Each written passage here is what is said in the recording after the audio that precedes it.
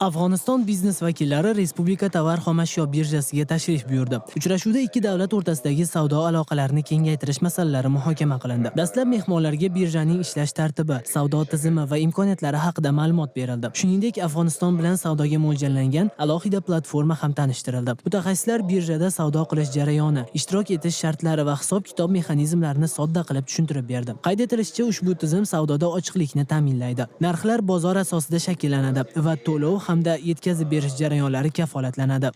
First of all, we thank from Tadbirkorlarimiz uchun yaratilgan ushbu imkoniyat uchun O'zbekistonga minnatdorchilik bildiramiz. Bu tashrif albatta afg'on tadbirkorlariga paxta va boshqa qishloq xo'jaligi mahsulotlarini mamlakatingizga eksport qilishda yordam beradi. Bu esa bizning tadbirkorlarimiz uchun qulay va iqtisodiy jihatdan foydali bozor bo'ladi. Afg'oniston delegatsiyasi bu yerda ko'plab joylarga tashrif buyurib, O'zbekiston tadbirkorlari bilan aloqalar o'rnatdi. Tomonlar logistika, transport va savdo bilan bog'liq boshqa jarayonlarni yengillashtirish bo'yicha kelishib oldi. Ya'ni, savdo tizimini yaxshilash uchun ikkala davlat hamkorlikni kuchaytirishga tayyor. What kind of products? Afg'onistonga qaysi turdagi mahsulotlar kerak? So in Afghanistan currently we are Hozirda Afg'oniston bug'doy, turli oziq-ovqat mahsulotlari va o'g'itlarni import qilmoqda. Ayniqsa organik o'g'itlarga qiziqishimiz yuqori. Biz O'zbekistonda bunday mahsulotlar ishlab chiqarilishini bilib oldik va afg'on tadbirkorlari bu mahsulotlarni import qilishga katta qiziqish bildirmoqda. Biz esa o'z navbatida O'zbekistonga paxta eksport qilishdan manfaatdormiz.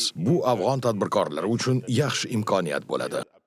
O'tgan yilning 22-noyabrida Kobul shahrida Afg'onistonning Gazanfar banki ta'sischiligida UZEX birjasining xorijiy savdo maydonchasi o'z faoliyatini boshlagan. Shu yilning yanvar-mart oylarida esa UZEX orqali 139 turdagi tovarlar, asosan oziq-ovqat, kimyoviy mahsulotlar va yoqilg'i Afg'onistonga eksport qilindi.